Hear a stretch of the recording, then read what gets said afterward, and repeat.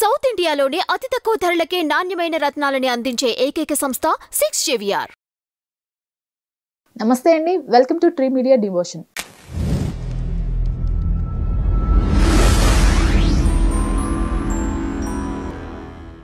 మనతో పాటు ప్రముఖ వాస్తు జ్యోతిష్య నిపుణులు ఆధ్యాత్మికవేత్త శ్రీ నానాజీ పట్నాయక్ గారు ఉన్నారు. సార్ నమస్తే. శ్రీమాత్రే నమః. సార్, నవరాత్రులు మొదలయ్యాయి. ఈ నవరాత్రుల్లో ఎలాంటి సాధన చేస్తే మనం అనుకున్న పనులు నెరవేరుతాయి?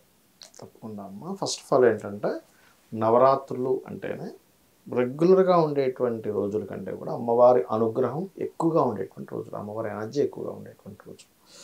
ఇప్పుడు చూడండి, ఒక ఎనర్జీ ఎక్కువగా ఉన్నప్పుడు దాని యొక్క ఫలితం కూడా అలాగే ఉంటుంది. ఎండ బాగా ఉంది, మనం వాతావరణం పరంగా తీసుకుందాం.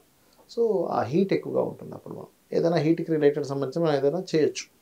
సోలార్ అంటే ప్రాక్టికల్గా చెప్తున్నా, సోలార్ ప్యానల్స్ తీసుకోవాలంటే ఎండ బాగుండాలి ఉదాహరణకి.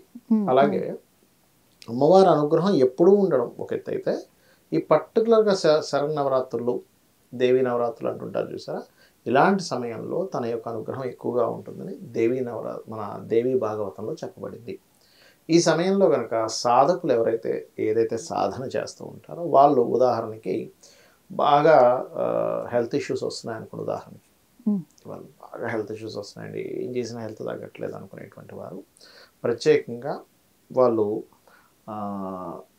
వాళ్ళకి పంచమాధిపతి ఎవరో తెలుసుకోవాలి. ఫస్ట్ వాళ్ళ జన్మజాతకంలో పంచమాధిపతి ఎవరో తెలుసుకొని, షష్టమాధిపతి ఎవరో తెలుసుకుంటే కనుక షష్టమాధిపతికి సంబంధించిన దానం ఇవ్వడము, పంచమాధిపతికి సంబంధించినటువంటి నామాల్లో ఒక నామం చేసుకోవడం. ఇది అయితే అందరికీ లగ్నం తెలియచ్చు, తెలియకపోవచ్చు, జాతకం తెలియకపోవచ్చు.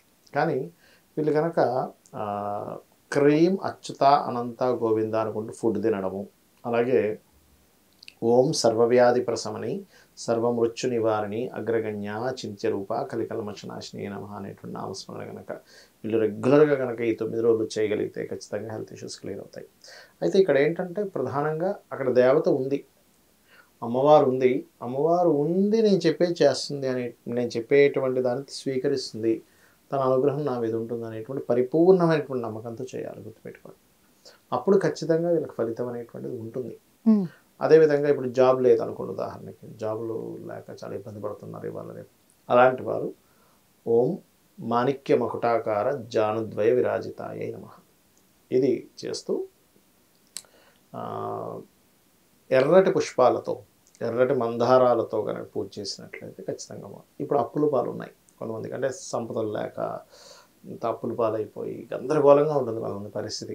దీనికి దేవీ భాగవతంలో ప్రత్యేకంగా మన బిల్వపత్రం తీసుకొని, ఎర్ర చందనము అంటారు, రక్త చందనము అంటారు, దాన్ని నీట్గా దానికి చేసి ఆ ఎర్ర చందనం బిల్వపత్ర ఆకులతో కనుక ఎవరైతే ఓం అపర్ణాయై నమః అనే మంత్రం చేస్తారో ఈ 9 రోజులు వాళ్ళకు ఒక రూట్ కనిపిస్తుంది. ఇక్కడ నేను అనేది ఏంటంటే, ఇప్పుడు మనకి భగవంతుడు ఎలా ఇస్తాడు అనుగ్రహం అంటే, మనకు ఒక రూట్ని చూపిస్తాడు, ఒక పరిచయం.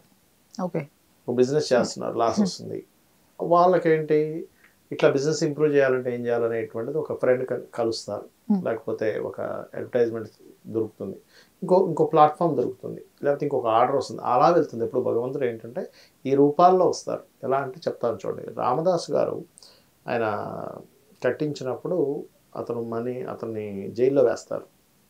అవును, వేసినప్పుడు అతను ఆ యొక్క రాజు ఎవరైతే ఉన్నారో ఆయనకి ఆకాశం నుంచి డబ్బులు కురిపించలే, మనుష్య రూపంలోనే భగవంతుడు వచ్చి ఆ డబ్బులు కట్టేసి వెళ్ళాడు ఆయన. వాళ్ళిద్దరూ కూడా, రామలక్ష్మణులు ఇద్దరు కూడా.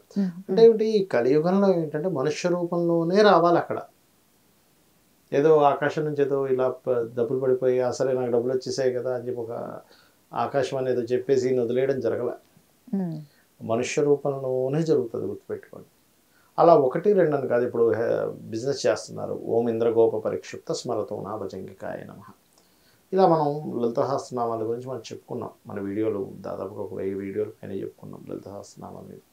అందులో ప్రతి దానికి నామానికి అర్థము ఇవన్నీ ఉన్నాయి కాబట్టి అవి చేసుకుంటూ, పర్టికులర్గా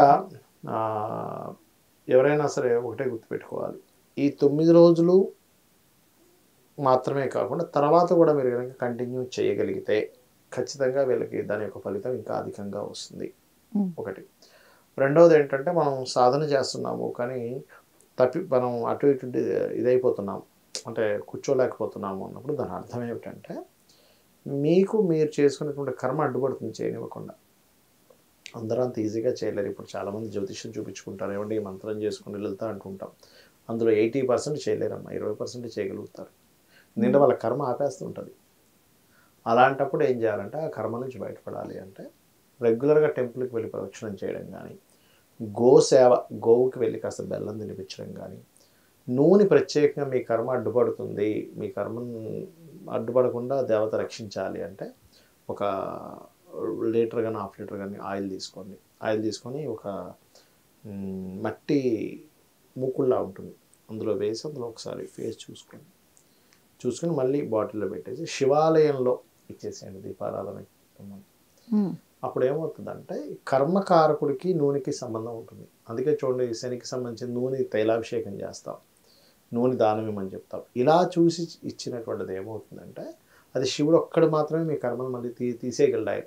ఆయనకి దీపారాధనగా వాడితే మాత్రమే మీ యొక్క కర్మ తొలగిపోతుంది. అప్పుడేమవుతుంది, మీ కర్మ అడ్డుపడదు. లేకపోతే ఎలా అడ్డుపడుతుంది అంటే చెప్తాను చూడండి.